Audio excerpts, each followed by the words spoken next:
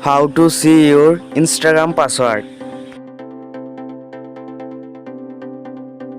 Now click three dot line. Now scroll down and there is no option to see your Instagram password. Don't worry, follow my next steps properly. First, open your phone settings. Now scroll down and click Google icon.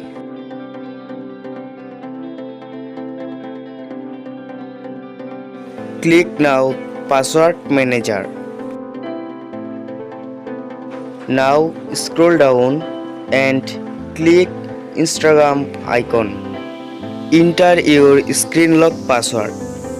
By doing this process, you can easily see your Instagram password. Thank you. Please subscribe my YouTube channel.